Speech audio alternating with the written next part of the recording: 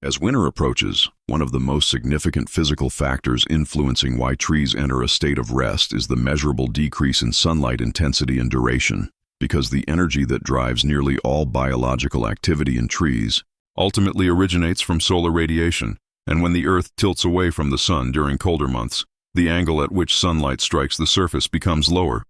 causing solar rays to spread over a larger area and reducing the concentration of radiant energy received per unit surface, which in physical terms means that the energy flux reaching tree leaves declines substantially, and this reduced photon density directly impacts the process of photosynthesis, since photosynthesis depends on the absorption of photons by chlorophyll molecules within the chloroplasts of leaf cells, and when fewer photons strike these pigments, the excitation of electrons in the photosystems decreases, lowering the efficiency of the light-dependent reactions that generate ATP and NADPH, both of which are essential energy carriers used in the Calvin cycle to fix carbon dioxide into glucose. And as photon availability drops, the rate at which chemical energy is produced also declines, creating an imbalance between the tree's potential energy demands for growth and the actual energy supply available from sunlight. And because energy cannot be created or destroyed but only transformed according to the first law of thermodynamics, the reduced incoming solar energy means there is simply less energy available to convert into chemical bonds, which limits biomass production and cellular expansion. And in addition to shorter daylight hours, winter often brings increased cloud cover and atmospheric scattering of light, further decreasing the total radiation reaching forest canopies. And from a radiative transfer perspective, the combination of low solar angle, increased path length of sunlight through the atmosphere, and higher reflectivity from snow-covered surfaces alters the distribution of wavelengths reaching leaves, which can affect the absorption efficiency of photosynthetic pigments that are optimized for particular spectral ranges. And as the energy input continues to decline, trees face a fundamental physical constraint. Maintaining active growth requires a continuous and sufficient supply of energy to drive anabolic reactions, synthesize structural molecules like cellulose and lignin, transport nutrients against concentration gradients, and maintain ion balances across membranes. Yet winter conditions provide insufficient radiant energy to sustain these energetically expensive processes at summer levels. And if trees attempted to maintain high metabolic rates under low energy input, they would rapidly deplete stored carbohydrate reserves accumulated during the growing season, risking starvation before spring arrives, and therefore, trees respond by entering dormancy, a state in which metabolic demand is drastically reduced to match the limited energy supply, effectively lowering the rate of respiration and minimizing ATP consumption so that stored starches and sugars are preserved for essential maintenance functions rather than growth. And this strategy can be understood through the concept of energy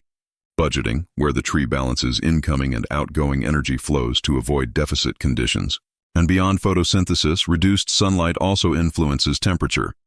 as lower radiant heating leads to cooler leaf and air temperatures, which further slows enzymatic activity and reinforces the dormancy response, creating a feedback loop, in which decreased solar radiation reduces both energy production and thermal conditions favorable for biochemical reactions. And the shortening of photoperiod, or day length, also acts as a reliable environmental signal that winter is approaching, because the duration of darkness increases predictably each year due to the Earth's axial tilt and orbital mechanics. And trees have evolved photoreceptors that detect changes in light duration, allowing them to anticipate prolonged energy scarcity and initiate physiological changes before severe cold sets in, such as forming protective buds, strengthening cell walls, and reallocating nutrients from leaves to stems and roots, and eventually shedding leaves entirely in deciduous species to eliminate structures that would otherwise require maintenance energy, while providing little photosynthetic return under weak sunlight. And from a purely physical standpoint, leaves are energy-capturing devices whose efficiency depends on sufficient photon flux. When that flux falls below a certain threshold, the cost of maintaining leaf tissue exceeds the energy gained from light absorption, making leaf retention energetically unfavorable. And by dropping leaves and entering dormancy, trees reduce surface area exposed to environmental stress while aligning internal metabolism with external energy availability. And moreover, reduced solar input affects not only photosynthesis but also photomorphogenic processes that regulate growth direction, stem elongation, and leaf expansion, since these processes depend on light intensity and quality to trigger. gene expression patterns. And in winter, the weakened and shortened light signals suppress these growth pathways, reinforcing the cessation of active development. And at a broader ecological scale, the collective dormancy of forests during winter reflects the overarching influence of solar radiation as the primary driver of Earth's biosphere, illustrating how seasonal variations in energy input govern cycles of productivity and rest. And as spring returns and the Earth's tilt once again favors longer days and more direct sunlight, the increase in photon flux restores the energy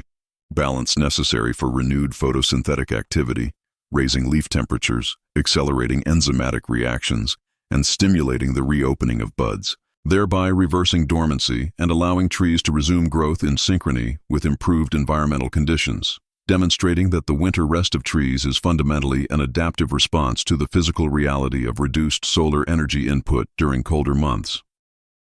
During winter, one of the most critical physical challenges that trees must face is the behavior of water within their cells as temperatures drop toward freezing, because water is the primary component of plant tissues and plays a central role in maintaining cellular structure, nutrient transport, and metabolic processes, yet it also possesses unique physical properties that make it potentially destructive under cold conditions, particularly due to its expansion during the transition from liquid to solid phase.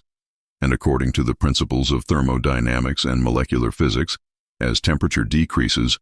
the kinetic energy of water molecules diminishes, causing them to move more slowly and arrange themselves into a more ordered crystalline lattice when freezing occurs. And unlike most substances that contract upon solidification, water expands by approximately 9% in volume as it forms ice, which generates significant mechanical pressure within confined spaces such as the interior of plant cells, where rigid cell walls and delicate membranes surround aqueous cytoplasm. And this volumetric expansion can exert forces strong enough to rupture membranes, distort organelles, and disrupt the integrity of vascular tissues if freezing happens within the intracellular environment, leading to irreversible cellular damage and potentially fatal consequences for the tree. And in addition to the direct mechanical stress caused by ice crystal formation, the freezing process also alters osmotic balance by drawing liquid water out of cells into extracellular spaces where ice is more likely to nucleate, creating dehydration stress that further compromises membrane stability and enzyme function. And because metabolic reactions rely on the fluidity of cytoplasm to facilitate diffusion of substrates and removal of waste products, the loss of liquid water severely limits biochemical activity, effectively halting growth and energy production pathways. And from a physical standpoint, the transition of water into ice not only reduces the availability of solvent for chemical reactions but also changes the thermal properties of tissues, as ice has different heat capacity and conductivity compared to liquid water, influencing how heat is transferred through the tree during fluctuating winter temperatures. And repeated freeze-thaw cycles can exacerbate structural strain by causing expansion and contraction of water in xylem vessels, which are responsible for transporting sap from roots to leaves. And if ice forms within these conduits, it can create air bubbles upon thawing, a phenomenon known as embolism, which blocks the flow of water and disrupts hydraulic continuity, preventing essential nutrients from reaching growing tissues even after temperatures rise.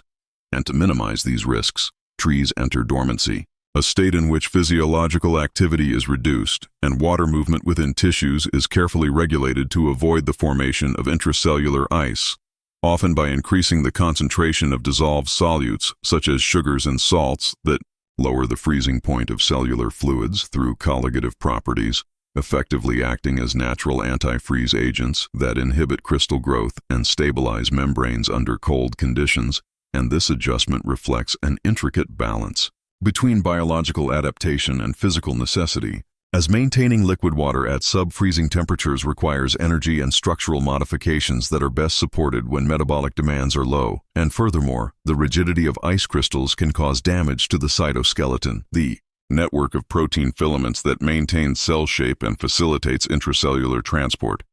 And by reducing metabolic activity, trees limit the turnover and synthesis of these vulnerable components,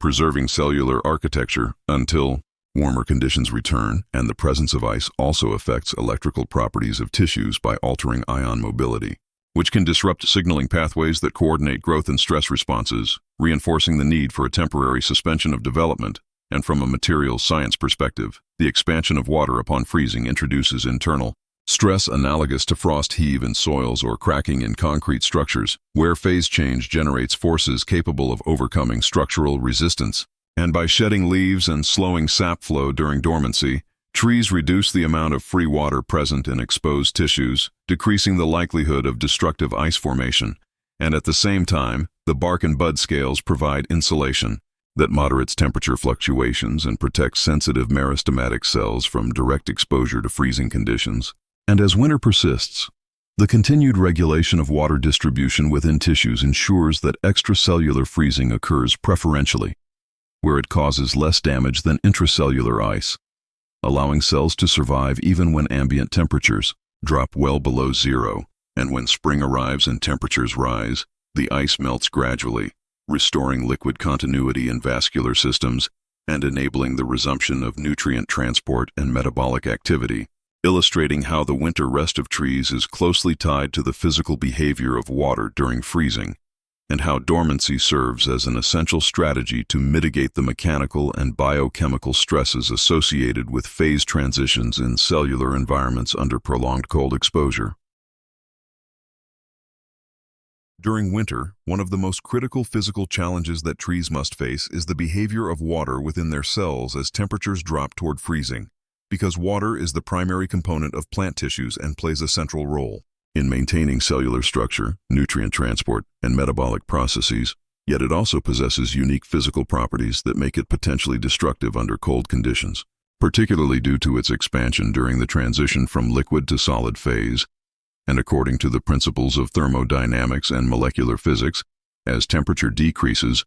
the kinetic energy of water molecules diminishes, causing them to move more slowly and arrange themselves into a more ordered crystalline lattice when freezing occurs. And unlike most substances that contract upon solidification, water expands by approximately 9% in volume as it forms ice, which generates significant mechanical pressure within confined spaces such as the interior of plant cells, where rigid cell walls and delicate membranes surround aqueous cytoplasm. And this volumetric expansion can exert forces strong enough to rupture membranes, distort organelles, and disrupt the integrity of vascular tissues if freezing happens within the intracellular environment, leading to irreversible cellular damage and potentially fatal consequences for the tree. And in addition to the direct mechanical stress caused by ice crystal formation, the freezing process also alters osmotic balance by drawing liquid water out of cells into extracellular spaces where ice is more likely to nucleate, creating dehydration stress that further compromises membrane stability and enzyme function. And because metabolic reactions rely on the fluidity of cytoplasm to facilitate diffusion of substrates and removal of waste products, the loss of liquid water severely limits biochemical activity, effectively halting growth and energy production pathways. And from a physical standpoint, the transition of water into ice not only reduces the availability of solvent for chemical reactions but also changes the thermal properties of tissues, as ice has different heat capacity and conductivity compared to liquid water, influencing how heat is transferred through the tree during fluctuating winter temperatures. And repeated freeze-thaw cycles can exacerbate structural strain by causing expansion and contraction of water in xylem vessels, which are responsible for transporting sap from roots to leaves. And if ice forms within these conduits, it can create air bubbles upon thawing, a phenomenon known as embolism, which blocks the flow of water and disrupts hydraulic continuity, preventing essential nutrients from reaching growing tissues even after temperatures rise.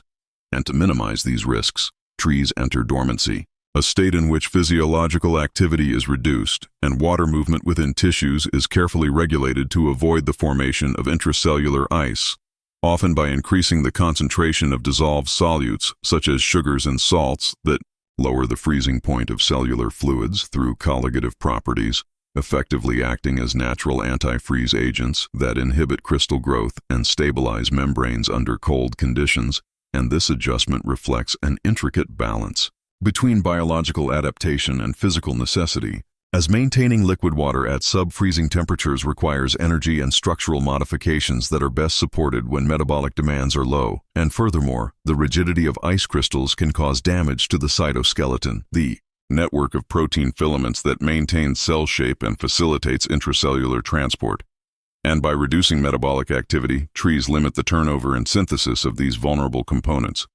preserving cellular architecture until warmer conditions return, and the presence of ice also affects electrical properties of tissues by altering ion mobility, which can disrupt signaling pathways that coordinate growth and stress responses, reinforcing the need for a temporary suspension of development. And from a materials science perspective, the expansion of water upon freezing introduces internal stress analogous to frost heave in soils or cracking in concrete structures, where phase change generates forces capable of overcoming structural resistance. And by shedding leaves and slowing sap flow during dormancy, trees reduce the amount of free water present in exposed tissues, decreasing the likelihood of destructive ice formation. And at the same time, the bark and bud scales provide insulation that moderates temperature fluctuations and protects sensitive meristematic cells from direct exposure to freezing conditions. And as winter persists, the continued regulation of water distribution within tissues ensures that extracellular freezing occurs preferentially,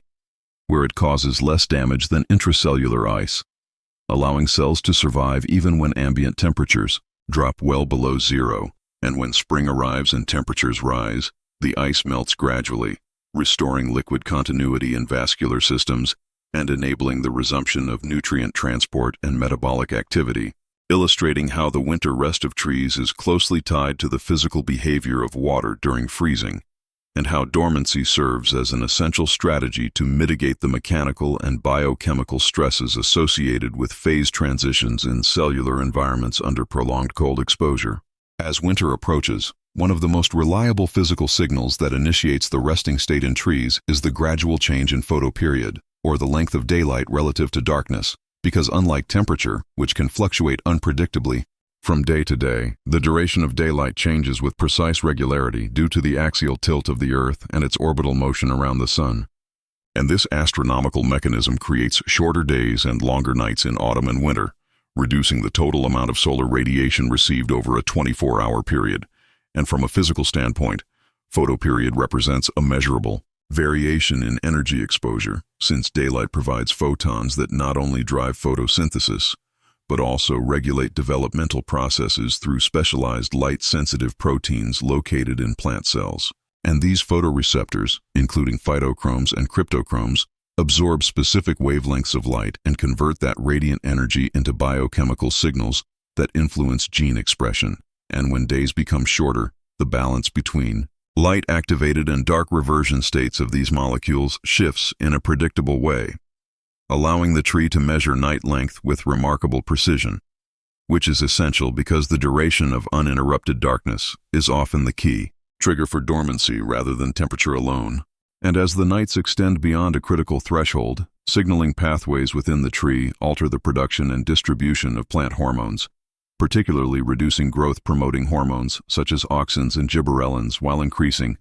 the concentration of abscisic acid, a hormone associated with stress tolerance and growth inhibition. And this hormonal rebalancing initiates a cascade of physiological adjustments that prepare the tree for winter, including the formation of protective bud scales, the strengthening of cell walls through increased lignification, and the gradual shutdown of active cell division in meristematic tissues. And from a physics perspective, this response can be understood as an adaptive strategy to anticipate seasonal reductions in energy input before severe cold actually arrives. Because relying solely on temperature could be risky if sudden frosts occur unexpectedly, whereas photoperiod provides a consistent astronomical cue tied to Earth's geometry and solar position, ensuring that trees enter dormancy in synchrony with predictable environmental changes. And in addition to hormonal adjustments, shorter photoperiod reduces the total daily photon flux available for photosynthesis,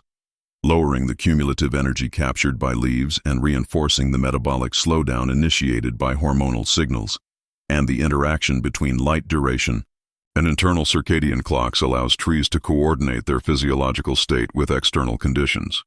Since circadian rhythms depend on light-dark cycles to maintain timing accuracy, and when darkness dominates, metabolic pathways associated with growth and expansion are downregulated, while genes related to cold tolerance and resource conservation are upregulated, effectively shifting the tree's internal priorities from expansion to survival. And this shift also influences carbohydrate allocation, as sugars produced during late summer and early autumn are transported from leaves to stems and roots for storage, creating reserves that will sustain minimal maintenance respiration during winter and fuel renewed growth in spring. And as leaf senescence progresses under declining photoperiod, chlorophyll molecules break down, revealing carotenoid pigments and producing the characteristic autumn colors observed in many deciduous forests, a visible indicator of the tree's preparation for dormancy. And eventually, hormonal changes lead to the formation of an abscission layer at the base of each leaf stalk, where cell walls weaken in a controlled manner, allowing leaves to detach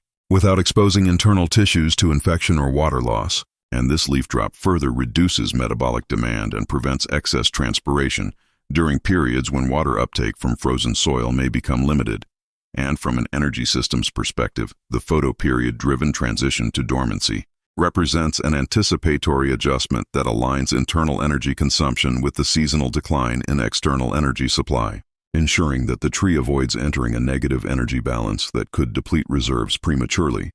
And moreover, the sensitivity to photoperiod varies among species depending on their evolutionary history and geographic distribution, with trees in temperate climates exhibiting strong photoperiodic control because seasonal variation in daylight is pronounced at higher latitudes, whereas species closer to the equator, where day length changes little throughout the year, rely more heavily on rainfall patterns and temperature fluctuations to regulate growth cycles, highlighting the interplay between astronomical physics and biological adaptation across ecosystems. And as winter deepens, the continued dominance of long nights maintains high levels of dormancy-related hormones, keeping buds tightly sealed, and metabolic processes suppressed despite occasional warm spells, preventing premature growth that could be damaged by subsequent frosts. And when spring approaches and day length begins to increase once more due to the Earth's orbital progression,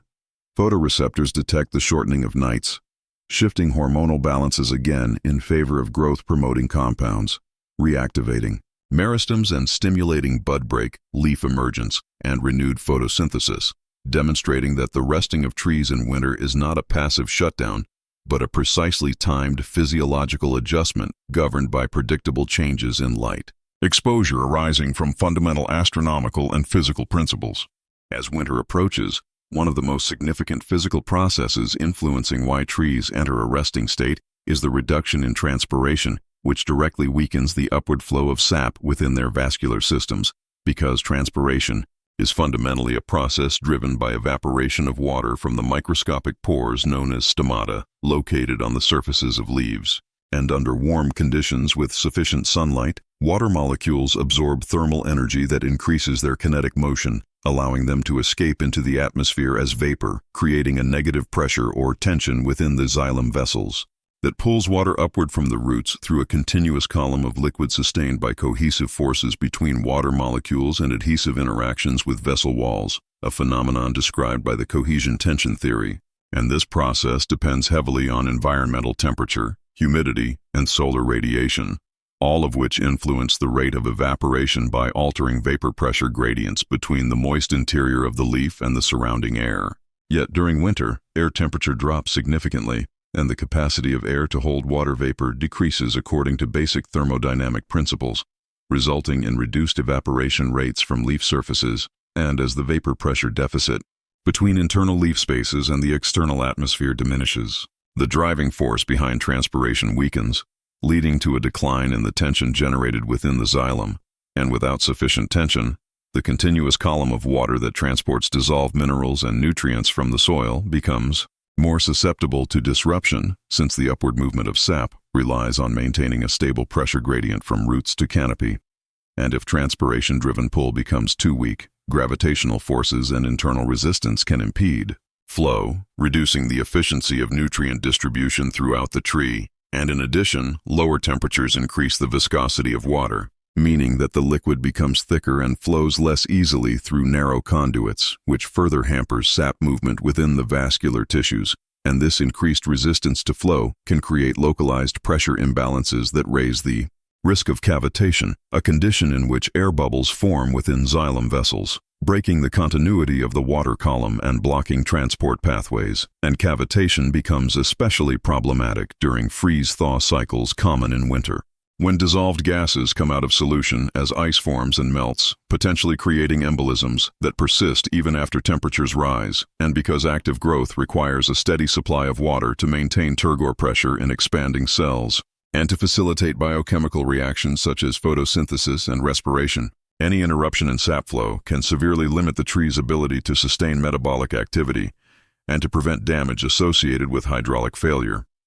Trees respond by reducing transpiration through the closure of stomata, and, in deciduous species, by shedding leaves entirely, thereby eliminating the primary sites of water loss and lowering the demand for continuous water transport. And this reduction in surface area exposed to the atmosphere decreases evaporative flux, allowing internal water reserves to be conserved during periods when root absorption may also be limited by frozen soil conditions. And from a physical perspective, the coordination between reduced transpiration and dormancy reflects an adjustment to maintain hydraulic equilibrium under environmental constraints. Since continuing to drive sap flow in the absence of sufficient evaporation would require additional metabolic energy to generate osmotic gradients or root pressure, which may not be energetically feasible when photosynthetic output is low due to reduced sunlight. And furthermore, the cessation of active water transport minimizes mechanical stress on xylem walls that might otherwise occur due to fluctuating internal pressures during temperature changes, helping to preserve the structural integrity of vascular tissues throughout the winter months. And the interplay between transpiration, temperature, and atmospheric humidity illustrates how fluid dynamics and thermodynamics interact to shape plant physiology. Because the movement of water within a tree is governed by the same physical laws that control capillary action and pressure-driven flow in non-living systems.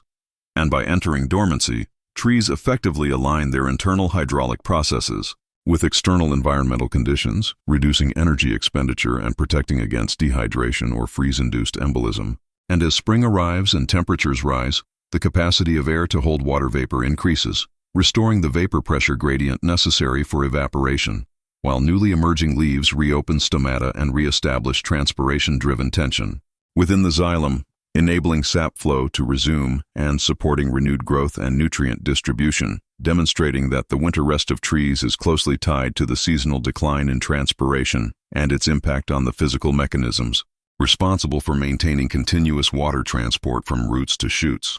One of the most fundamental physical reasons why trees enter a state of dormancy during winter is rooted in the principle of energy conservation as dictated by the laws of thermodynamics. Because every biological process, from photosynthesis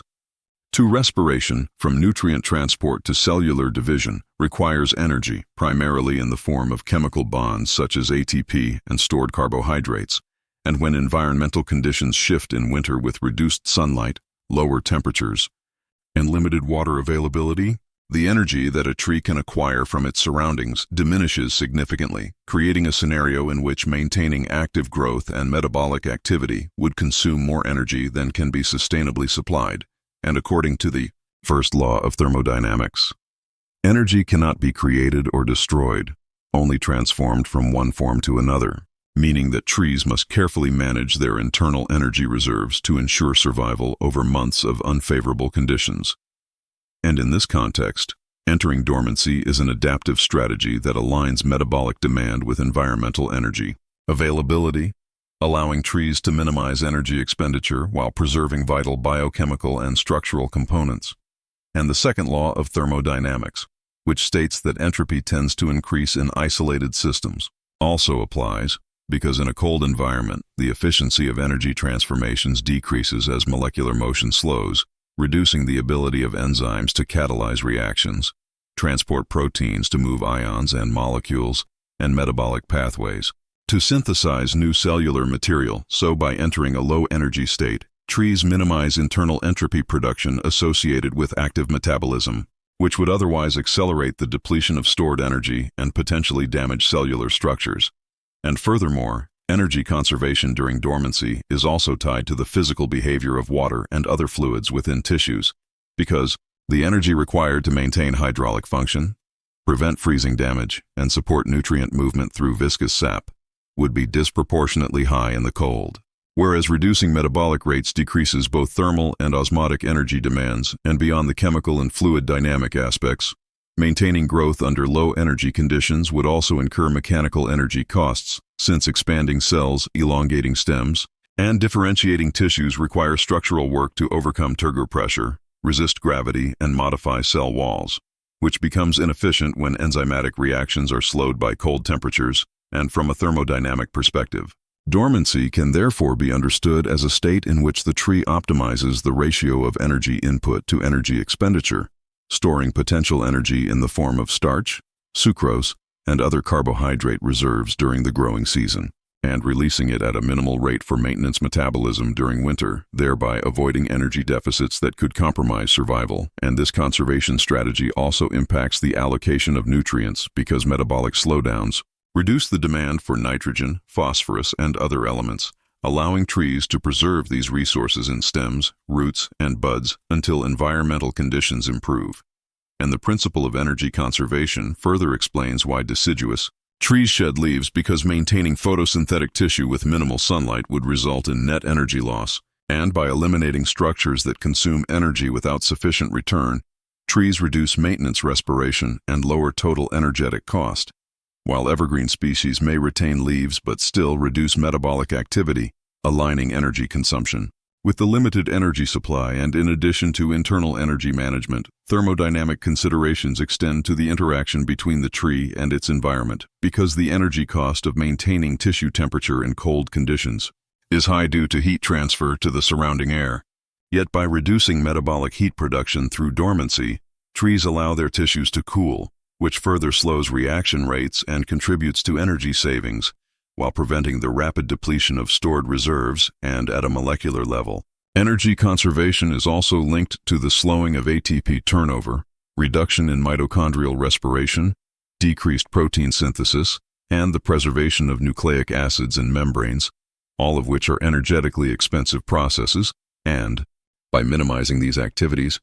the tree ensures that limited resources are used only for essential maintenance functions necessary for cellular survival rather than growth. And from an ecological perspective, this strategy allows trees to survive prolonged periods of environmental stress, maintaining structural integrity and metabolic readiness to respond rapidly when spring returns. When increased solar energy, warmer temperatures, and thawed soil provide abundant energy inputs, enabling reactivation of metabolic pathways, rapid growth, bud break, and leaf expansion, demonstrating that the winter rest of trees is fundamentally a thermodynamic response, in which the conservation of energy, according to physical laws, ensures survival during periods when environmental energy availability is insufficient to support active physiological function, and highlights the elegant interplay between biology and physics that governs seasonal life cycles in temperate ecosystems. One of the most critical physical factors influencing why trees enter a state of dormancy during winter is the formation of ice within their tissues,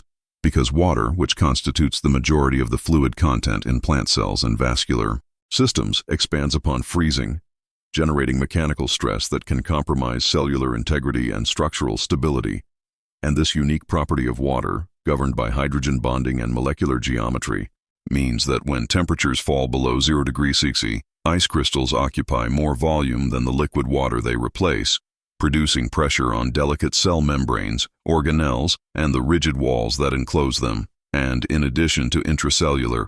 water, extracellular spaces are also affected, as ice formation outside cells can draw liquid water out of the cytoplasm via osmosis, creating dehydration stress that further strains membranes and reduces the fluidity necessary for molecular transport. And these physical processes are exacerbated by the cyclical nature of freezing and thawing in winter, which can cause repeated expansion and contraction of water within tissues, leading to microfractures in xylem vessels, cracking of bark, and potential disruption of sap flow.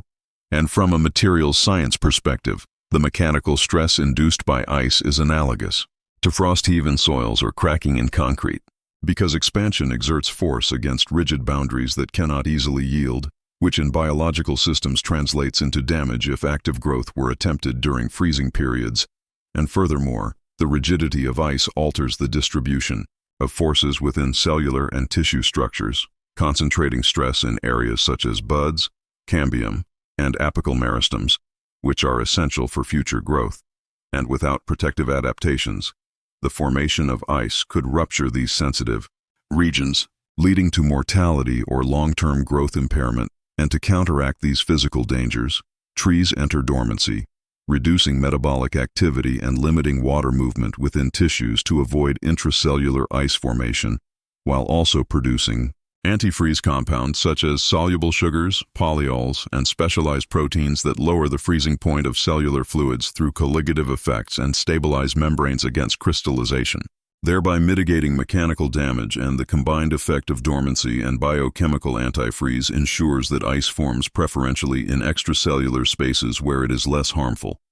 And even when ice does form, the tree's tissues can withstand the resulting mechanical stress without catastrophic failure, while maintaining the capacity to resume normal physiological functions once temperatures rise. And in addition to directly damaging cell structures, ice formation can disrupt the hydraulic continuity of xylem vessels, as frozen sap can create air bubbles upon thawing, a process known as embolism, which blocks water transport and prevents nutrient delivery to growing tissues, further reinforcing the need for metabolic suppression and leaf drop to reduce evaporative demand. And the physical principle underlying this response is rooted in the relationship between phase change, volume expansion, and pressure. Because the energy required to accommodate ice within rigid cellular boundaries without damage is not available during winter when photosynthesis is minimal and stored carbohydrate reserves are finite. And from an evolutionary perspective, trees that anticipate these mechanical stresses by entering dormancy have a survival advantage, as they maintain tissue integrity throughout prolonged cold periods, avoiding irreversible damage to xylem, cambium, and buds, and the production of protective structures such as bud scales, thickened bark, and compact leaf arrangements further distributes and absorbs mechanical stress, functioning as a buffer against ice expansion. While the gradual accumulation of snow on branches can provide an additional layer of insulation,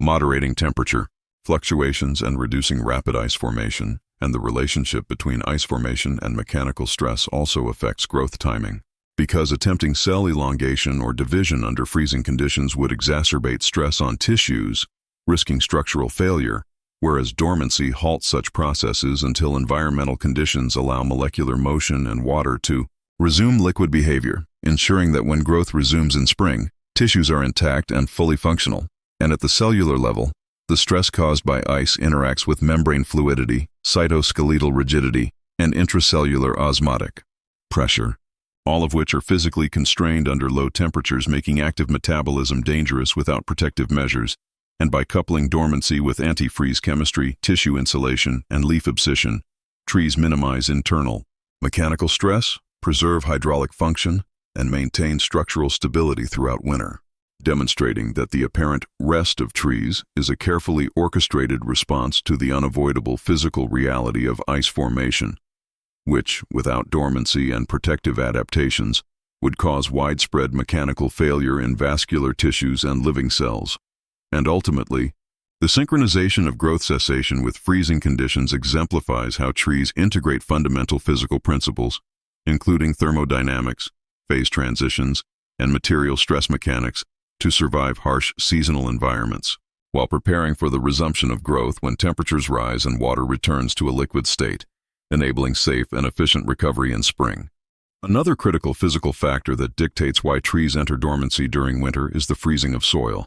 which severely limits water availability and uptake, because water in the soil, which is essential for maintaining cellular turgor, nutrient transport, and metabolic function, behaves according to the laws of thermodynamics and phase change. And when soil temperatures drop below freezing, the water in soil pores transitions from liquid to solid, forming ice that occupies space and reduces the proportion of free water available to plant roots. And since ice is no longer able to move through the soil matrix, the hydraulic conductivity of the soil decreases dramatically, meaning that even if the tree's roots remain structurally intact, the capacity to absorb and transport water to shoots and leaves is impaired. And this physical limitation has direct biological consequences, because water is not only a solvent for nutrient ions, but also the medium in which nearly all biochemical reactions occur within plant cells. And without a continuous supply of liquid water from the roots,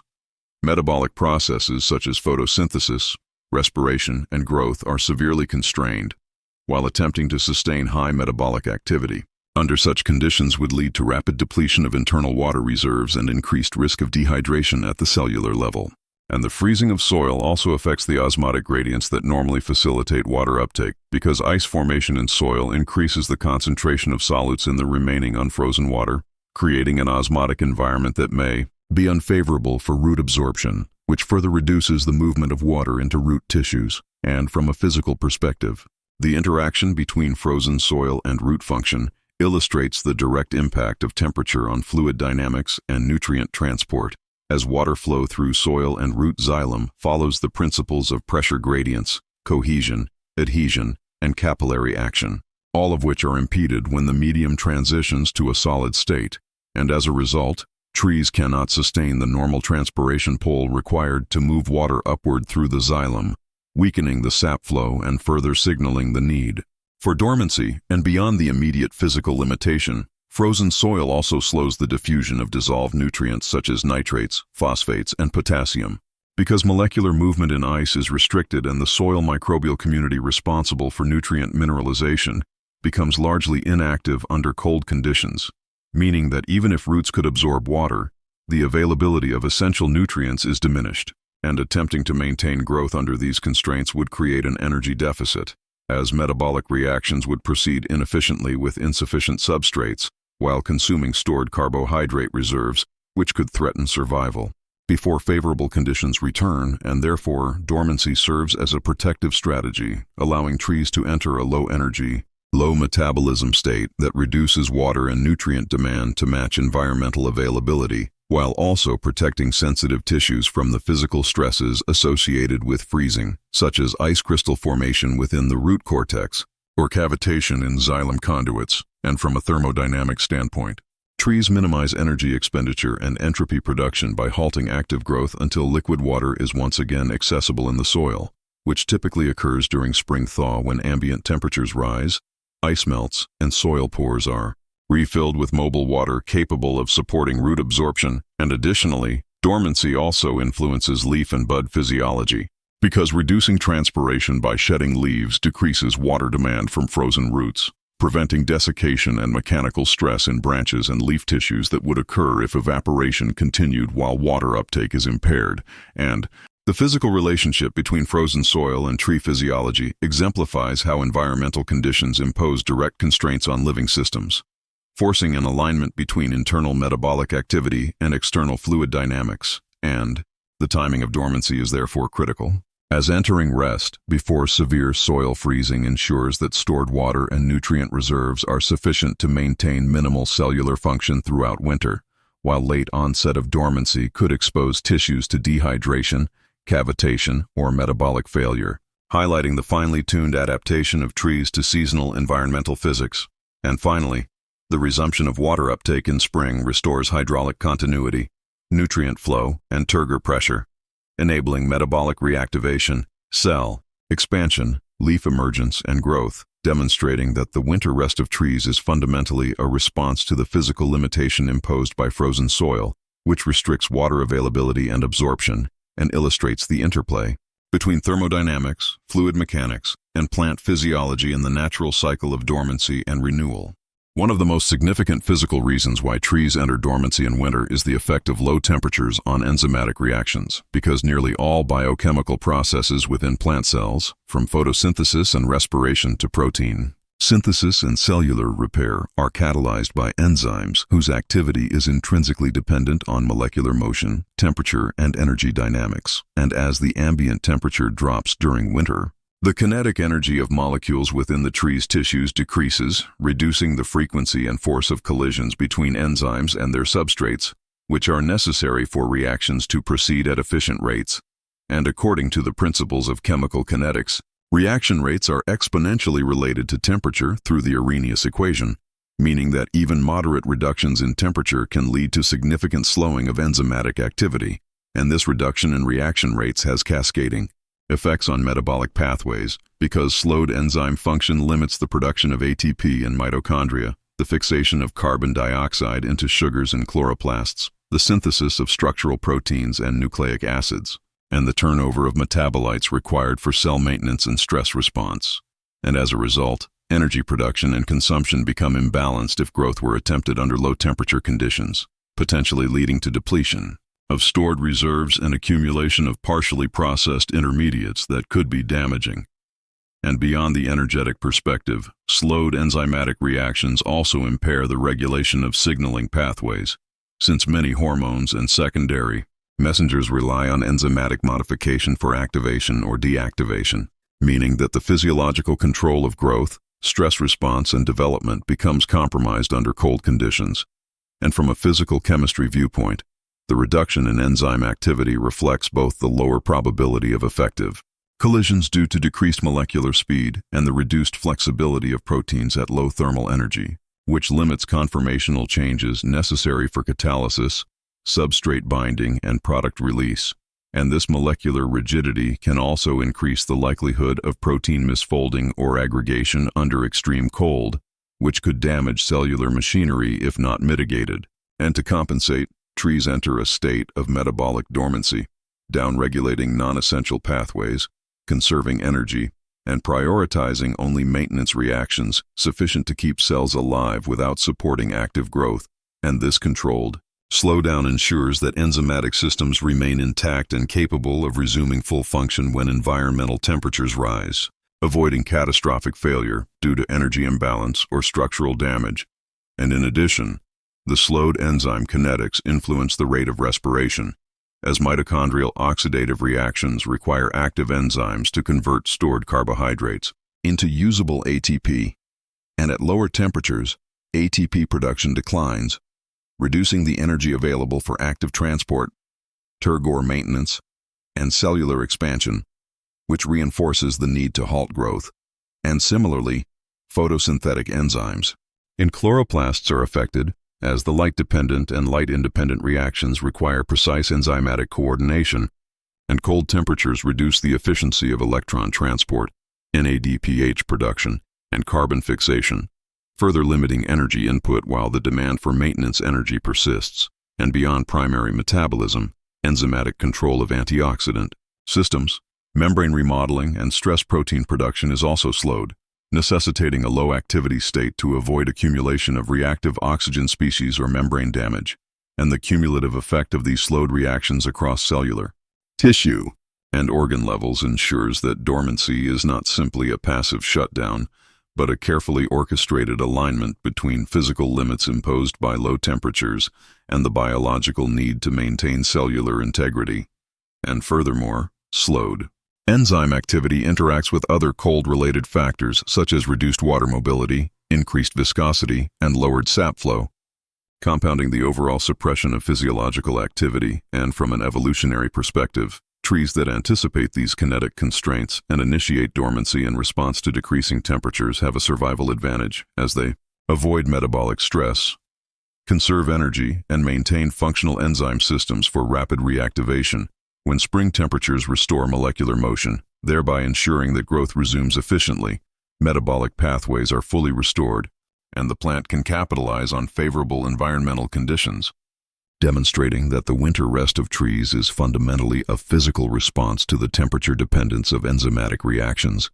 linking molecular kinetics, thermodynamics, and physiological adaptation into a coherent survival strategy that allows trees to endure prolonged periods of cold without compromising their structural or metabolic integrity. Another vital physical and physiological factor explaining why trees rest during winter is the formation of protective buds, which serve as highly specialized structures designed to shield meristematic tissues, the regions of active cell division and future growth, from extreme environmental stress. Because the apical and lateral buds contain embryonic shoots, leaves, and flowers that are essential for the next season's growth.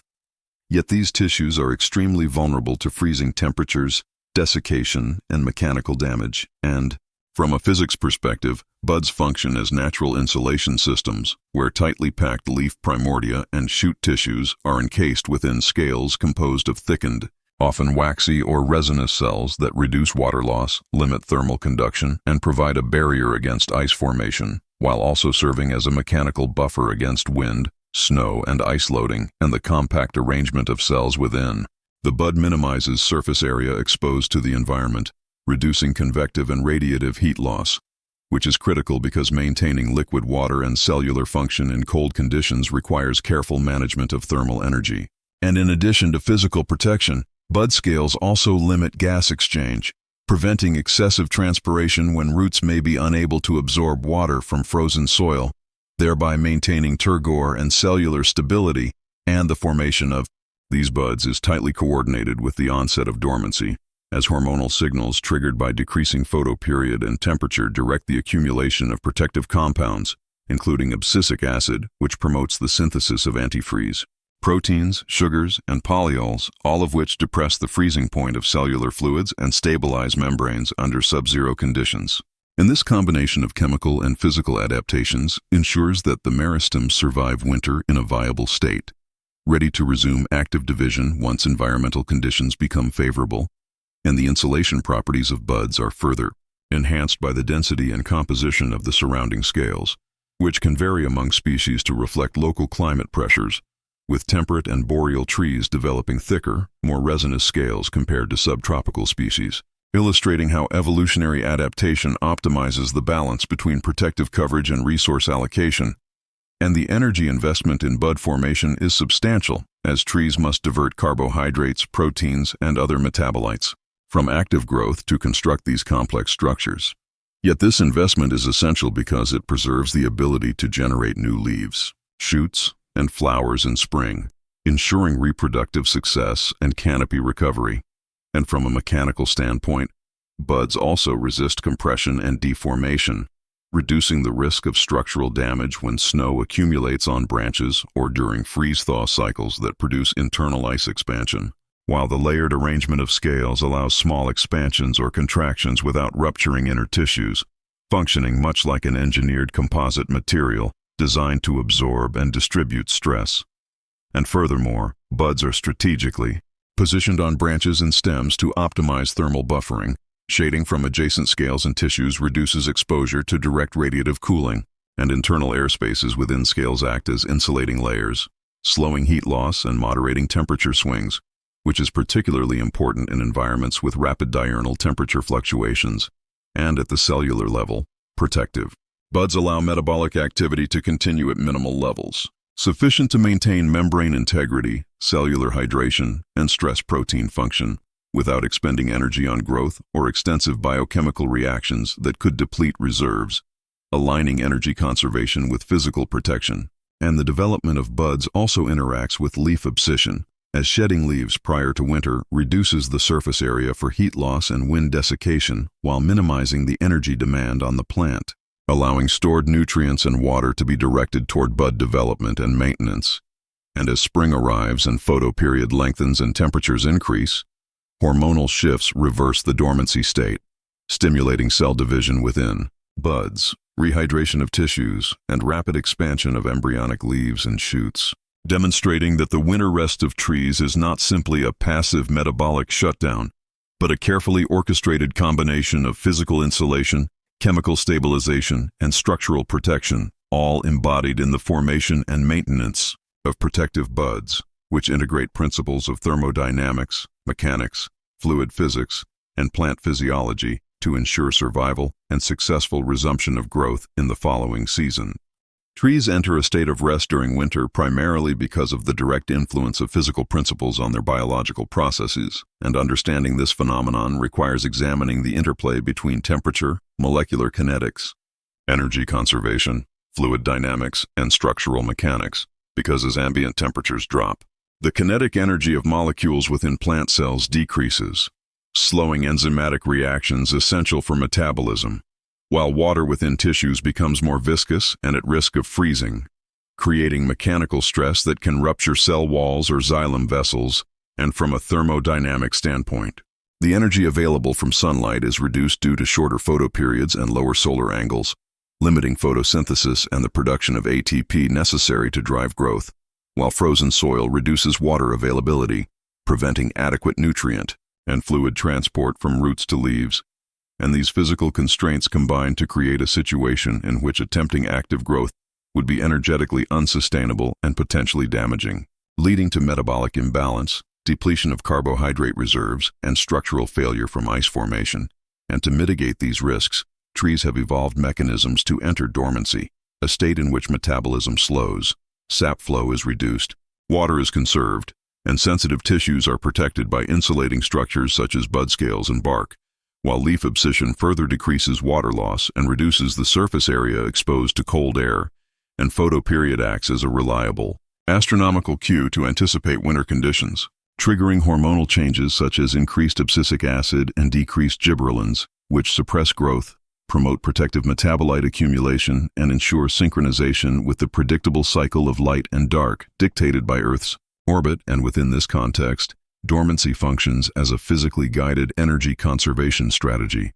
aligning metabolic demand with the limited energy input from the environment, minimizing entropy production, and preventing the detrimental effects of mechanical stress caused by ice, hydraulic failure from weak transpiration, or molecular dysfunction due to slowed enzymatic kinetics, and at the tissue and cellular levels, antifreeze compounds, soluble sugars, polyols, and protective proteins stabilize membranes, reduce the freezing point of fluids, and maintain cellular hydration despite extremely cold temperatures, while structural adaptations in buds, bark, and branch morphology further buffer thermal and mechanical stress, demonstrating that the apparent rest of trees is a highly coordinated response integrating physics and biology, because physical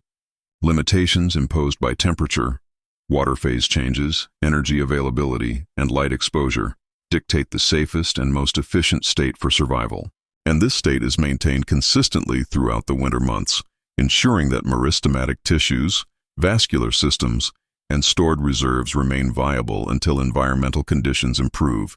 at which point increased solar radiation, warming temperatures, thawed soil, and restored water availability reverse dormancy, reactivating enzymatic activity, metabolic pathways, and cell division, allowing buds to expand, leaves to emerge, and growth to resume in harmony with favorable energy and fluid conditions. And ultimately, the winter rest of trees exemplifies how living organisms adapt to immutable physical laws, demonstrating that thermodynamics, kinetics, phase transitions, fluid mechanics, and structural mechanics collectively govern the timing, duration, and physiological manifestation of dormancy, ensuring survival through adverse conditions while preparing for rapid reactivation in spring. And by studying these physical explanations, we gain a comprehensive understanding of how trees integrate environmental cues and molecular responses into a coherent seasonal strategy, balancing energy conservation, structural protection, and biochemical stability, illustrating that dormancy is not merely a biological pause, but a sophisticated adaptation dictated by the fundamental principles of physics that determine the limits of growth, metabolism, and structural integrity in cold, resource-limited environments. A fundamental physical and physiological reason why trees rest in winter is that dormancy allows them to strategically prepare for the rapid growth and metabolic demands of spring. Because the winter period, with its low temperatures, reduced sunlight, and frozen soil, imposes severe physical constraints on energy acquisition, water availability, and enzymatic activity. And attempting growth during this period would not only be energetically inefficient but could also lead to structural and cellular damage. And by entering a state of rest, trees conserve carbohydrates, maintain cellular hydration, protect meristematic tissues with bud scales, and minimize sap flow, ensuring that resources are retained rather than depleted when the environment cannot support anabolic activity. And during this dormancy period, complex signaling pathways involving photoperiod, detection, hormone regulation, and energy balance integrate information from external conditions to optimize internal preparation. Because photoreceptors detect shortening and lengthening of daylight, adjusting levels of abscisic acid, gibberellins, and cytokinins to suppress growth, induce protective compounds, and coordinate resource allocation, while low temperatures inherently slow enzymatic reactions, reducing metabolic consumption of stored carbohydrates and preventing wasteful expenditure of energy on futile growth attempts. And the combination of energy conservation and structural protection ensures that tissues remain viable as bud scales. Antifreeze compounds and reduced water flux mitigate the risks posed by freezing, mechanical stress, and hydraulic failure, which collectively could compromise spring regrowth if not managed. And during this period, trees also allocate nutrients and carbohydrates to root and stem storage, allowing for rapid mobilization of energy when conditions improve. Because spring emergence requires immediate energy for bud break, leaf expansion, photosynthesis, and shoot elongation, and without prior accumulation and preservation during winter, the sudden metabolic demand could exceed the tree's supply, risking incomplete growth or tissue damage, and from a thermodynamic perspective, winter dormancy ensures that energy consumption remains lower than energy availability, minimizing entropy generation while preserving molecular and structural integrity, and the interplay between stored energy, protective structures, and hormonal regulation represents a coordinated adaptation that balances physical limitations imposed by low temperature, frozen soil, and limited sunlight with biological needs for rapid reactivation in spring. And this preparation includes not only preservation of resources, but also preconditioning of cells for rapid enzymatic activity once molecular kinetics increase with warming, allowing photosynthetic enzymes, respiratory pathways, and nutrient transport systems to restart efficiently, while bud tissues remain fully functional and structurally intact. And the timing of this preparation is finely tuned, as entering dormancy too late risks damage from frost, while exiting too early could expose tissues to late winter freezing events, demonstrating a critical interplay between physical environmental cues and internal biological readiness. And at the cellular and tissue levels, antifreeze proteins, soluble sugars, and polyols accumulated during dormancy stabilize membranes, maintain osmotic balance, and prevent ice crystallization within buds, while xylem vessels and roots remain structurally sound, ready to resume water and nutrient transport. And the reduction of metabolic activity during this period ensures that limited energy stores are used only for essential maintenance rather than active growth, preserving resources for the energetic surge required in spring and when increasing temperatures, longer photoperiods, and thawed soils finally converge. Trees are able to mobilize stored carbohydrates and nutrients, rehydrate tissues, reactivate enzymatic and metabolic pathways, and expand buds rapidly into leaves, shoots, and flowers, demonstrating that the apparent rest during winter is a critical preparatory phase governed by the interplay of physics, thermodynamics, and biology, ensuring survival under harsh conditions, while enabling efficient, rapid, and coordinated growth in the following favorable season. And ultimately, this strategy highlights how trees integrate physical laws, including energy conservation, phase transitions, fluid mechanics, and kinetics, with evolutionary adaptations to optimize both survival and reproductive success in temperate environments, making winter dormancy not simply a pause but a crucial investment in readiness for spring. A key physical and physiological reason why trees rest in winter is the shedding of leaves, a process that significantly minimizes water loss and aligns with the limitations imposed by frozen soil and low atmospheric humidity, because leaves are the primary sites of transpiration, where water is continuously lost through stomata during gas exchange. And in winter, when soil water is largely frozen and unavailable for root absorption, maintaining leaves would create a severe imbalance between water loss and water uptake, leading to dehydration, turgor collapse, and increased risk of ice-induced cellular damage. And from a fluid mechanics perspective, water movement through xylem depends on a continuous transpiration pull, which is weakened by low temperatures, high viscosity of water, and limited atmospheric vapor pressure. So leaf retention under such conditions would strain the hydraulic system, potentially causing cavitation and embolism that block nutrient and water flow. And to prevent these physical stresses, deciduous trees enter dormancy by forming an abscission layer at the base of each leaf petiole, where cells weaken in a controlled manner, allowing leaves to detach without tearing tissues or exposing vascular elements to damage, while the process is hormonally regulated primarily by increases in abscisic acid, which signals the reduction of growth hormones, accumulation of protective compounds, and formation of suberized or lignified layers in the abscission zone, ensuring that water and nutrients are conserved and that remaining tissues are insulated against environmental extremes. And leaf shedding also reduces energy expenditure, because maintaining leaf tissues under low sunlight and cold temperatures would require metabolic resources for repair, maintenance, and protection, which are better conserved during dormancy, and the absence of leaves minimizes surface area exposed to convective cooling and radiative heat loss, helping to buffer internal temperatures and protect buds and branches from freezing, while simultaneously reducing wind resistance and mechanical stress from snow and ice accumulation. And from a thermodynamic perspective, shedding leaves allows trees to lower entropy production by reducing water flux, metabolic activity, and the risk of hydraulic failure, while concentrating stored energy in roots, stems, and buds that are critical for survival and spring regrowth. And in addition, leaf abscission facilitates the accumulation of leaf litter on the ground, which acts as insulation for roots and soil, moderating temperature fluctuations, preventing deep soil freezing, and supporting microbial communities that will later aid nutrient cycling. And at the cellular level, shedding leaves prevents excessive loss of water from mesophyll cells, maintains osmotic balance, and protects chloroplasts, vacuoles, and membranes from freeze damage, allowing the tree to maintain cellular viability during prolonged periods of sub-zero temperatures. And this process is closely coordinated with bud formation, hormonal shifts, and carbohydrate storage, ensuring that energy and water are efficiently managed during dormancy, while providing a structural and physical environment conducive to survival. And when spring arrives and temperatures rise, new leaves emerge from buds, rapidly restoring photosynthetic capacity, transpiration, and nutrient cycling, demonstrating that leaf shedding is not merely a passive loss, but a physically and biologically adaptive mechanism that reduces water loss, minimizes mechanical and hydraulic stress, conserves energy, and prepares the tree for rapid reactivation in favorable conditions. And ultimately, this integration of fluid physics, thermodynamics, structural mechanics, and hormonal regulation exemplifies how trees use both physical and biological strategies to endure winter while positioning themselves for optimal growth and survival in the following season.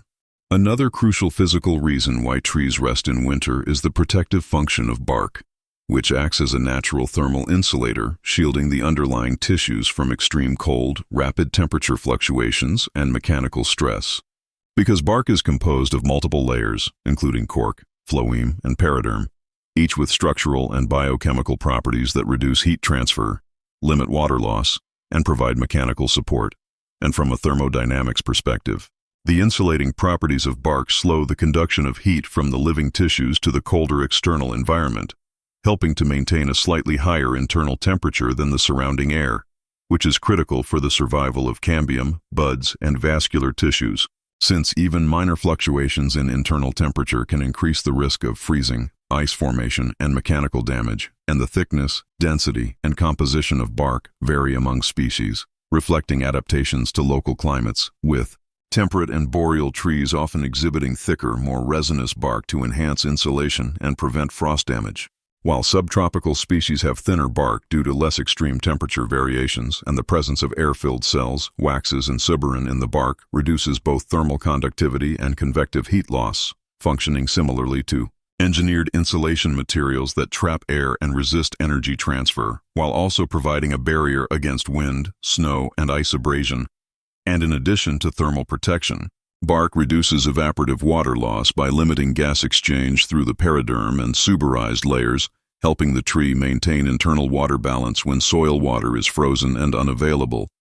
And by maintaining cellular hydration and turgor, the tree reduces the risk of mechanical failure due to shrinkage, ice expansion, or desiccation, which could compromise the integrity of vascular tissues and buds. And bark also acts as a physical shield against mechanical stress caused by ice, snow accumulation, or wildlife activity, distributing forces across a broader area to prevent localized tissue rupture. And from a materials science perspective, the combination of toughness, elasticity, and layered structure allows bark to absorb shocks and expand or contract slightly in response to temperature changes without damaging underlying tissues. And during dormancy, the insulation provided by bark works in conjunction with leaf shedding, bud scales, antifreeze compounds, and reduce sap flow to create a coordinated protective system that maintains cellular and tissue integrity throughout prolonged cold periods, and the reduced metabolic activity of dormant trees complements this structural insulation, as energy expenditure for growth, photosynthesis, and repair is minimized, further lowering the risk of thermal and mechanical stress. And the insulating role of bark also indirectly supports nutrient storage and carbohydrate preservation, because by preventing freezing of tissues and sap, the tree avoids damage that could otherwise necessitate energy-intensive repair or resynthesis of damaged molecules. And from a physical perspective, bark effectively moderates internal thermal dynamics, creating a stable microenvironment that allows minimal cellular processes to continue safely, such as maintaining membrane integrity, osmotic balance, and basic metabolic functions, while preventing rapid fluctuations that could trigger ice crystallization or cavitation. And as spring arrives, rising temperatures gradually warm the bark and internal tissues, restoring enzyme kinetics, sap flow, and metabolic activity, enabling buds to break dormancy and leaves to emerge efficiently, demonstrating that bark serves as a critical physical adaptation that integrates principles of heat transfer, insulation, fluid mechanics, and mechanical stress resistance, all of which are essential to the winter rest of trees, ensuring survival during harsh conditions while preparing them for rapid and coordinated growth in the favorable season that follows. And ultimately, this shows that winter dormancy is not merely a passive pause but a sophisticated strategy governed by physical laws, where structural insulation, energy conservation, and metabolic suppression collectively enable trees to endure extreme environmental stress while maintaining readiness for spring regeneration.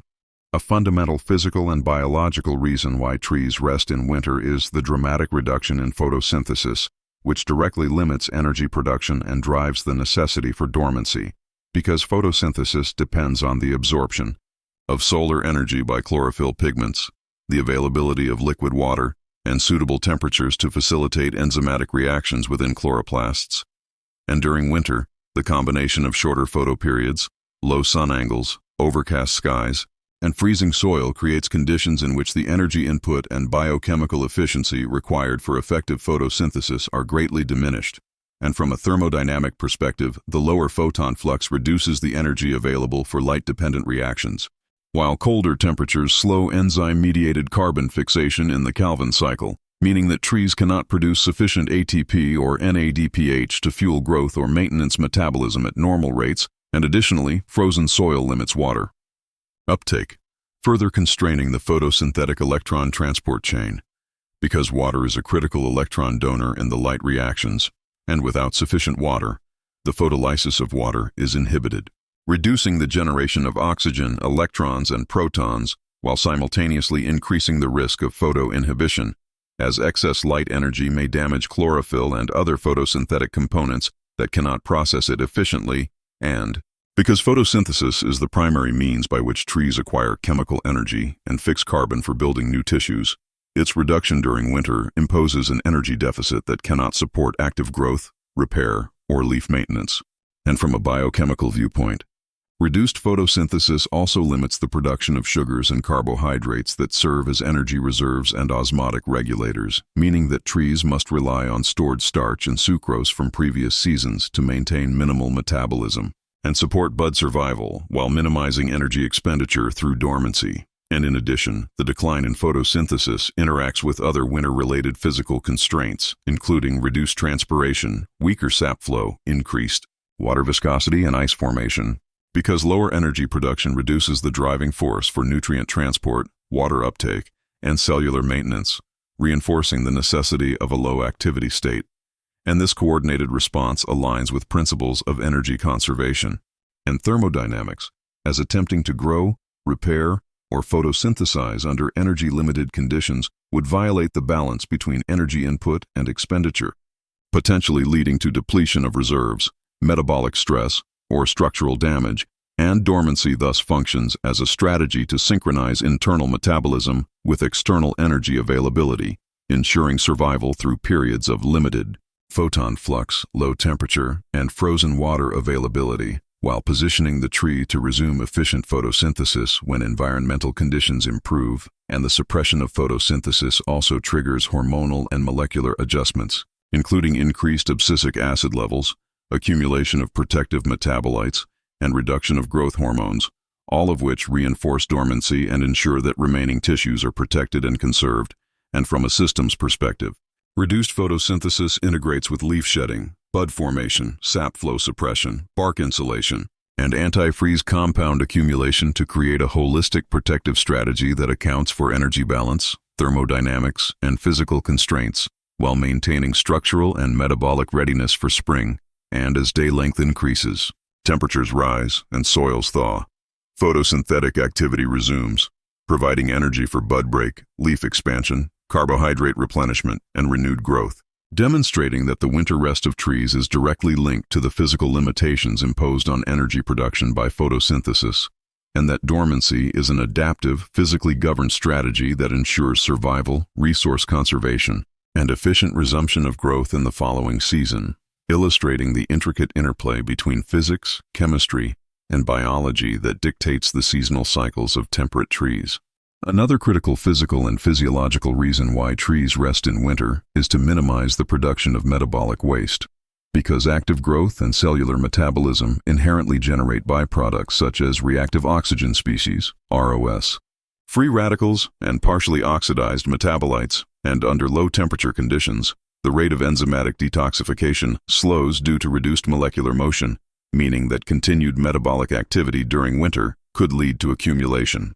of toxic compounds, cellular damage, and oxidative stress. And from a thermodynamic standpoint, the decreased efficiency of biochemical reactions at cold temperatures makes energy conversion less effective, producing wasteful intermediates and unbalanced redox reactions that cannot be fully processed, while simultaneously depleting stored carbohydrate and nutrient reserves, which are already limited due to low photosynthetic activity and frozen soil conditions, and trees mitigate these risks by entering dormancy, a low metabolism state in which enzymatic activity, protein turnover, and cellular respiration are greatly reduced, thereby decreasing the production of harmful byproducts and minimizing cellular stress. And this reduction in metabolic waste is closely linked with other winter adaptations, including reduced transpiration,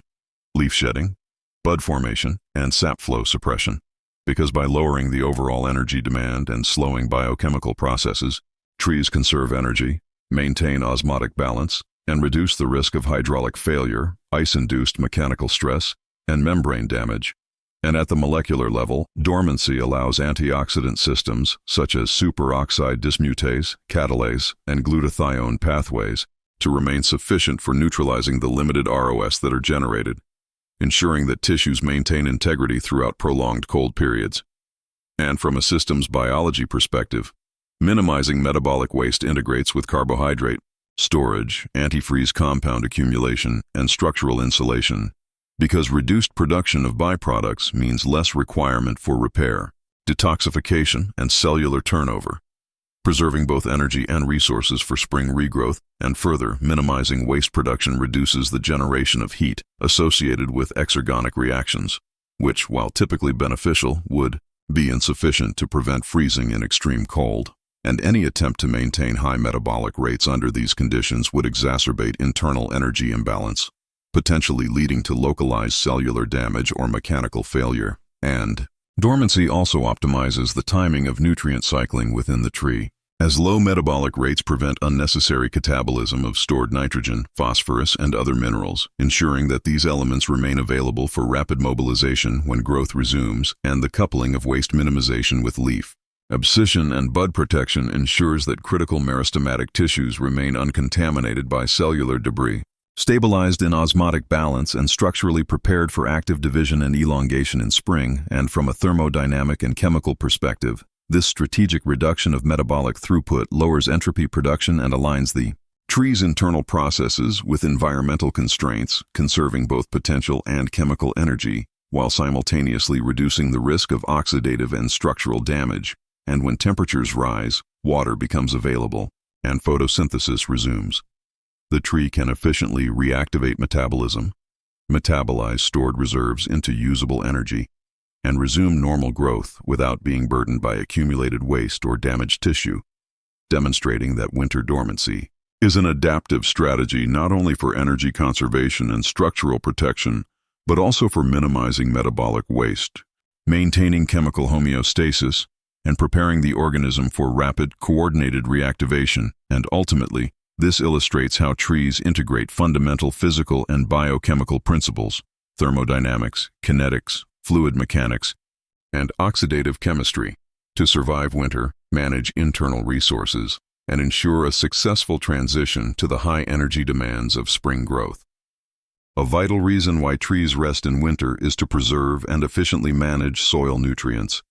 because nutrient uptake, transport, and assimilation are heavily dependent on temperature, water availability, and metabolic energy, all of which are constrained during winter. and when soil freezes, the movement of water and dissolved minerals such as nitrogen, phosphorus, and potassium is severely restricted, reducing the tree's ability to absorb essential nutrients. While continued metabolic activity under these conditions would deplete internal reserves faster than they can be replenished. And from a physical and thermodynamic perspective, freezing soil increases viscosity and limits hydraulic conductivity, which slows diffusion and mass flow, making active nutrient acquisition energetically costly and physically inefficient. And by entering dormancy, trees minimize nutrient demand and prevent excessive depletion of stored carbohydrates, nitrogen compounds, and other elements, while maintaining minimal metabolic functions necessary for survival. And this conservation strategy is complemented by leaf shedding, which reduces transpiration-driven nutrient loss, and by bud formation, which prioritizes storage and protection of meristematic tissues, ensuring that when soil thaws and water becomes available in spring, nutrient uptake can resume efficiently without risking deficiency during periods of low availability. And during dormancy, trees also rely on stored forms of nutrients such as starch, soluble sugars, amino acids, and mineral reserves accumulated in roots, stems, and woody tissues, which serve as buffers to sustain essential cellular functions while minimizing growth-related demand. And from an ecological perspective, preserving soil nutrients also maintains the integrity of root-soil interactions, as microbial communities responsible for nutrient mineralization and cycling remain in a dormant yet viable state, ready to resume activity when temperatures rise, thereby ensuring that nutrient availability aligns with the tree's metabolic and growth needs, and the reduction of nutrient uptake demand during winter prevents energy waste associated with active transport and ion pumping in frozen soil, which would otherwise be inefficient and potentially damaging due to increased osmotic stress, cavitation in xylem or cell membrane rupture, and by coupling nutrient preservation with energy conservation, reduced photosynthesis, minimized metabolic waste, antifreeze accumulation, and structural protection. Dormancy creates a coordinated state in which the tree maintains chemical and physical homeostasis throughout the harsh winter, avoiding both depletion of internal reserves and exposure to environmental hazards. And this strategic alignment ensures that, as spring arrives, roots can efficiently absorb thawed soil nutrients, restore osmotic balance, and supply meristematic tissues with essential elements for rapid growth, leaf expansion, and reproductive development, while avoiding the inefficiencies and risks of winter metabolic activity. And at the molecular and cellular level, nutrient preservation during dormancy ensures that enzymatic cofactors, signaling molecules, and structural components remain available, avoiding deficits that could compromise protein synthesis, energy metabolism, or cell wall formation, while simultaneously minimizing reactive byproducts associated with nutrient metabolism, which could be harmful under low-temperature conditions. And from a physical chemistry viewpoint, the low temperature slows diffusion, reaction kinetics, and molecular mobility, making active uptake or nutrient processing during winter less feasible, whereas dormancy aligns the tree's internal nutrient economy with external constraints, conserving both chemical and energy resources until favorable conditions return. And ultimately, soil nutrient preservation during winter illustrates how trees integrate environmental physics, thermodynamic principles, fluid mechanics, and biochemical strategies to survive periods of scarcity, maintain structural and metabolic integrity, and ensure rapid, efficient, and sustainable growth when spring conditions restore energy, water, and nutrient availability, highlighting the sophisticated interplay of physical and biological adaptations that underlie the winter rest of trees. A significant physical and biological reason why trees rest in winter is to minimize exposure to pests and pathogens, because lower temperatures, reduced water availability, and frozen soil create environmental conditions that limit the activity of many insects, fungi, bacteria, and other organisms that could otherwise damage leaves, buds, or vascular tissues. And from a thermodynamic perspective, the metabolic processes of these organisms are highly temperature-dependent, and when temperatures fall below their optimal range, enzymatic activity, motility, reproduction, and nutrient processing slow dramatically or cease, reducing the likelihood of infection, herbivory, or colonization. And trees contribute to this protective effect through dormancy, leaf shedding, and bud scales, which remove or shield tissues that are susceptible to attack,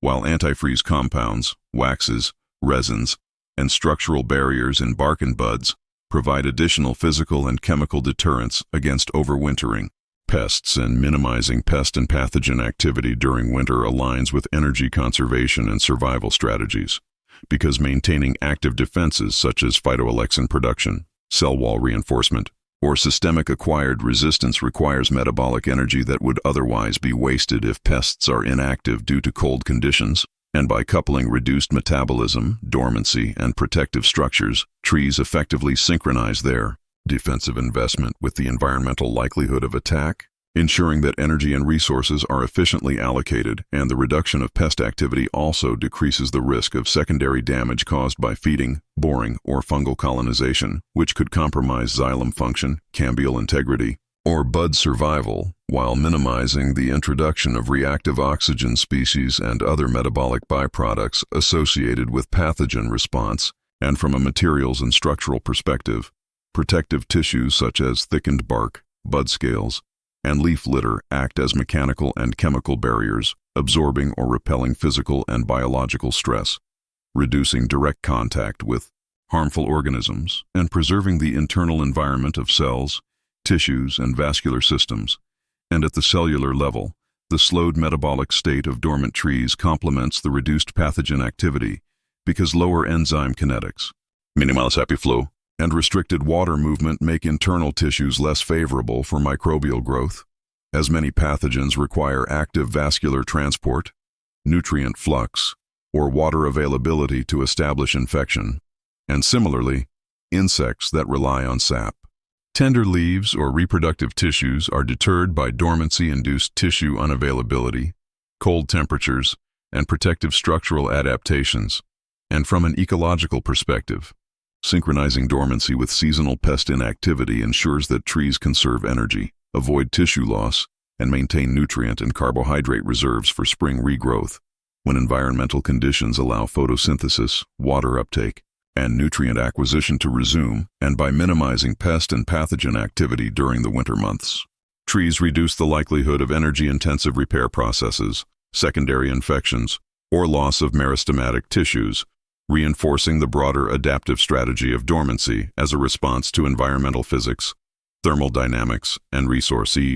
management. And ultimately, this integration of low-temperature physics, structural defense, chemical protection, and metabolic regulation illustrates how trees employ a multifaceted strategy to survive adverse conditions, maintain tissue integrity, conserve energy, and prepare for rapid and coordinated growth when the external environment becomes favorable, highlighting the sophisticated interplay of physical laws, thermodynamic constraints, and biological adaptations that underlie the winter rest of trees. A central physical and physiological reason why trees rest in winter is energy conservation, because the combination of low temperatures, reduced sunlight, frozen soil, and limited water availability drastically reduces the tree's capacity to generate energy through photosynthesis and metabolic activity.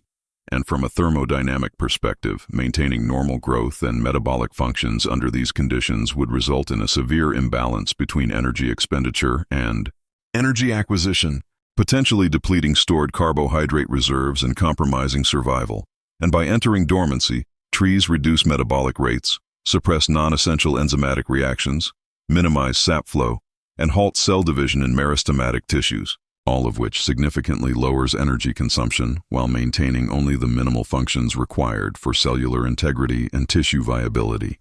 And this energy conservation is complemented by structural and biochemical adaptations, including leaf shedding to reduce transpiration, bud scales to protect meristems, antifreeze compounds to stabilize membranes, and bark to insulate vascular tissues, which collectively reduce the energy needed for repair, hydration, and stress resistance. And at the molecular level, lower temperatures, slow enzymatic activity, electron transport, and chemical reaction rates, meaning that energy-intensive processes like protein synthesis, respiration, and photosynthesis are naturally constrained, allowing stored reserves to support essential maintenance rather than futile growth. And this coordination ensures that trees maintain a favorable energy budget, balancing minimal metabolic demands with limited external energy input from reduced sunlight, frozen water, and limited nutrient flux, while avoiding wasteful consumption that could jeopardize survival. And from a fluid dynamics perspective, Energy conservation also reduces the need for active water transport and osmotic regulation, because lower metabolic rates decrease transpiration demand, maintaining turgor and hydraulic stability without relying on frozen soil, and simultaneously minimizing metabolic waste, reducing reactive oxygen species, and limiting nutrient turnover. Further align with energy-saving strategies because repair, detoxification, and metabolite processing all consume ATP and other high-energy molecules, which are scarce during winter, and by synchronizing reduced metabolism with protective structures and environmental cues such as photoperiod and temperature, trees create a system in which energy is preserved efficiently for spring growth. When photosynthesis, water absorption, nutrient uptake, and enzymatic activity can resume at optimal rates, and from an ecological and evolutionary perspective, trees that effectively conserve energy during winter have a survival advantage because they avoid depletion of carbohydrate and nutrient stores, maintain tissue integrity, and can rapidly exploit favorable conditions in spring for growth and reproduction, whereas trees that fail to enter dormancy or misalign their metabolic activity with environmental constraints risk mortality, embolism in xylem vessels, ice-induced mechanical stress, or energy exhaustion, and at the cellular and tissue levels, energy conservation during dormancy is reflected in the accumulation of sugars, polyols, and other compatible solutes that both lower freezing points and provide readily mobilizable energy reserves, ensuring that maintenance functions such as membrane stabilization, minimal respiration, and antioxidant activity can continue without depleting critical reserves. And this strategic energy management is tightly integrated with other winter adaptations, including bud formation, leaf abscission, bark insulation, soil nutrient preservation, and antifreeze compound accumulation, demonstrating a holistic approach to survival in which physical laws, thermodynamics, and resource economics govern biological responses, and as spring arrives, thawed soils, increased sunlight, and warmer temperatures allow rapid reactivation of photosynthesis, enzymatic processes, and growth with energy conserved. During dormancy, fueling the initial surge of bud break, leaf expansion, shoot elongation, and carbohydrate replenishment, highlighting that winter rest is not merely a passive pause, but an active, energy-optimized state, orchestrated to align with environmental physics, biological needs, and seasonal cycles. And ultimately, this illustrates how trees integrate energy conservation, structural protection, and metabolic regulation into a comprehensive survival strategy that ensures longevity, reproductive success, and efficient adaptation to temperate climates where harsh winters are a defining environmental constraint. An essential reason why trees rest in winter is the synchronization of their physiological and metabolic processes with predictable seasonal cycles. Because temperate and boreal climates exhibit consistent patterns of light availability, temperature, and precipitation that dictate the timing of energy acquisition, water availability, and growth potential, and from a physical and astronomical perspective, the Earth's axial tilt, orbital motion, and seasonal variation in solar insolation create predictable periods of reduced sunlight and lower temperatures during winter, which directly affect the capacity for photosynthesis, water uptake, enzymatic activity, and energy generation in trees. And attempting active growth during these periods would not only be energetically inefficient but could also lead to structural, hydraulic, and metabolic damage, because low temperatures slow enzymatic reactions, frozen soil limits water and nutrient transport, and reduced light decreases ATP and carbohydrate production. And by entering dormancy, trees align their internal biological clock with these external environmental cues, allowing them to minimize energy expenditure, preserve carbohydrate and nutrient reserves, protect meristematic tissues, and maintain hydraulic stability until conditions improve. And this synchronization is mediated by photoreceptors that detect changes in day length, signaling hormonal cascades involving abscisic acid, gibberellins, and cytokinins, which orchestrate leaf shedding, bud formation, metabolic slowdown, antifreeze accumulation, and structural protection, ensuring that each physiological response occurs at the optimal time relative to environmental conditions. And from a thermodynamic perspective, aligning dormancy with seasonal cycles allows trees to reduce entropy production by suspending growth and metabolic processes during periods of limited energy input, while concentrating resource mobilization during spring when sunlight, water, and temperature support maximal photosynthesis and growth efficiency. And this temporal coordination also minimizes waste of stored energy, prevents metabolic imbalance, and reduces stress associated with ice formation, cavitation, dehydration, or enzymatic inefficiency. And at the ecosystem level, synchronization ensures that nutrient uptake, leaf emergence, and reproductive events occur when pollinators, microbial communities, and water availability are also optimal, creating a feedback loop in which both the tree and the surrounding environment benefit from precisely timed physiological activity. And further, synchronization with seasonal cycles ensures that trees are prepared to rapidly resume growth in spring, with preformed buds, stored carbohydrates, and protective compounds already in place, allowing for immediate metabolic activation, leaf expansion, and photosynthetic activity, without the delays or inefficiencies that would result from ad hoc growth during unfavorable conditions. And at the cellular and molecular levels, this synchronization governs the timing of enzyme activation,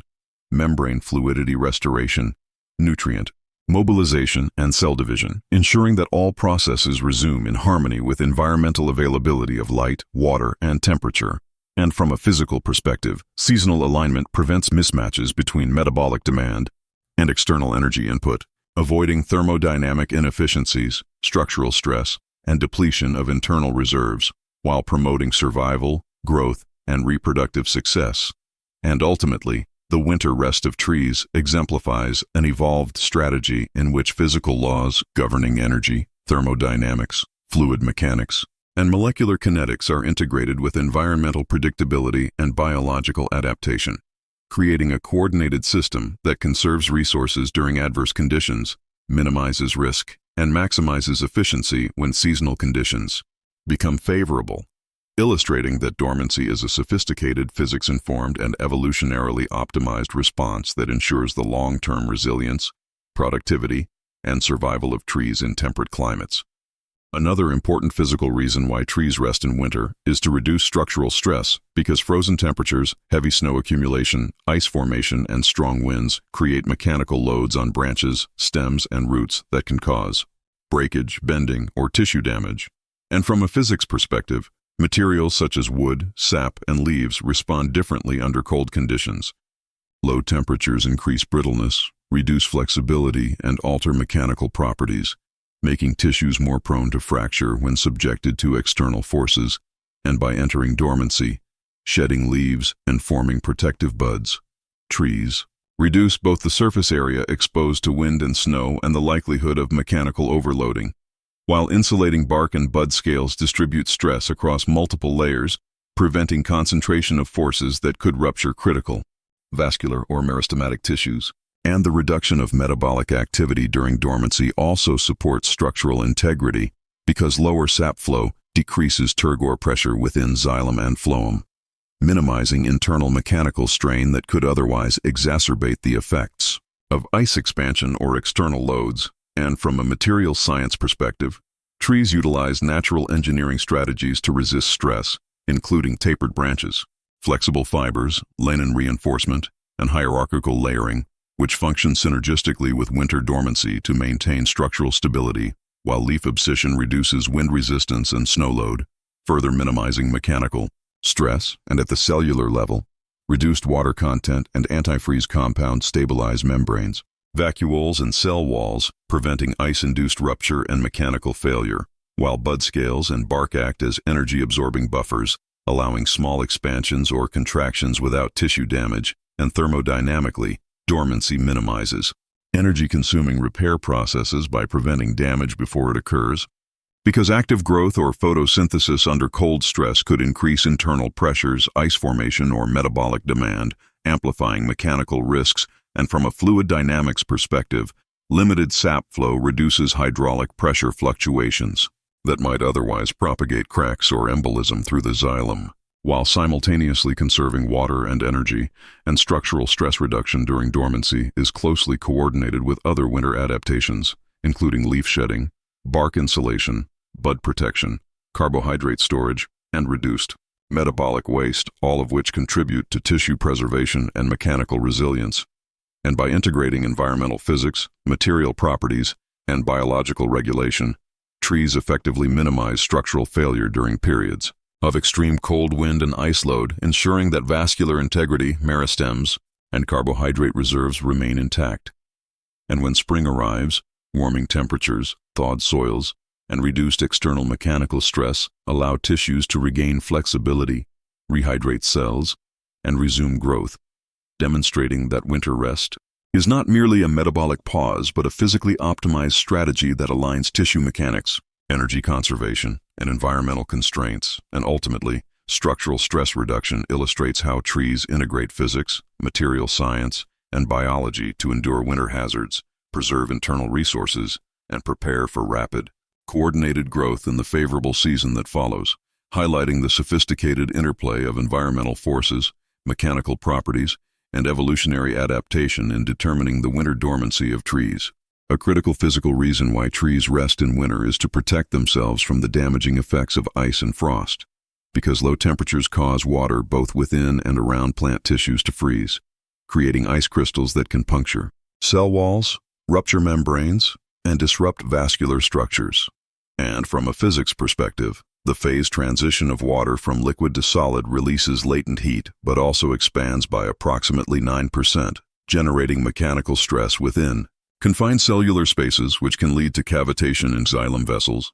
intracellular ice formation, and mechanical fracture. And by entering dormancy, trees significantly reduce intracellular water content, concentrate solutes such as sugars, polyols, and antifreeze proteins, and form protective structures like bud scales and thick bark, all of which lower the freezing point of cellular fluids, inhibit ice nucleation, and buffer mechanical stress, while leaf shedding reduces surface area exposed to frost and prevents ice accumulation on vulnerable tissues, and thermodynamically, minimizing active metabolic activity during freezing conditions aligns energy consumption with energy availability, because attempting to sustain growth under ice-laden conditions would increase the risk of tissue damage while consuming precious carbohydrate and nutrient reserves. And at the tissue level, antifreeze compounds stabilize membranes and proteins, prevent intracellular ice crystallization, maintain osmotic balance, and preserve the viability of meristematic tissues, while insulating bark and bud scales create microenvironments that slow heat loss, reduce convective and radiative cooling, and absorb mechanical energy from ice expansion. And from a structural mechanics perspective, the hierarchical layering of bark, buds, and woody tissues distributes stress caused by frost heaving or ice accumulation,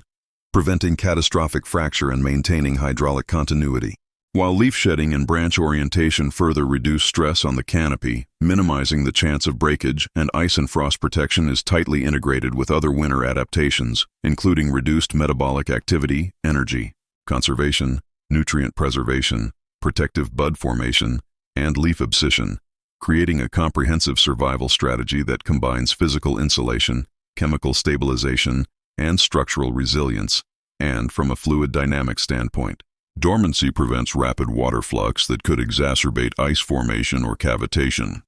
allowing water and solutes to remain in a stable state until temperatures rise, while also maintaining hydraulic stability and minimizing internal mechanical pressure. And ecologically, these protections enhance survival by ensuring that tissues remain intact for spring regrowth, reproductive success, and canopy recovery, because damaged meristems or ruptured vascular tissues would compromise energy storage, nutrient transport, and photosynthetic capacity. And from a molecular perspective, antifreeze proteins, sugars, and polyols act as cryoprotectants, lowering freezing points, stabilizing membranes, and maintaining enzyme function under sub-zero conditions, while ice formation is guided to extracellular spaces where expansion does not damage cells, demonstrating a controlled and physically informed approach to frost tolerance. And as spring arrives and temperatures increase, thawed water rehydrates tissues, restores sap flow, and reactivates metabolism, allowing buds to break dormancy, leaves to expand, and photosynthesis to resume efficiently, illustrating that the winter rest of trees is a sophisticated combination of physical, chemical, and structural adaptations designed to mitigate ice and frost damage, conserve energy, preserve nutrients, and prepare the organism for rapid, coordinated growth in favorable conditions. And ultimately, this point highlights how thermodynamics, mechanics, fluid physics, and molecular biology intersect to enable trees to survive extreme cold, making dormancy not merely a passive state but an active, physics-governed, and evolutionarily optimized strategy for enduring winter.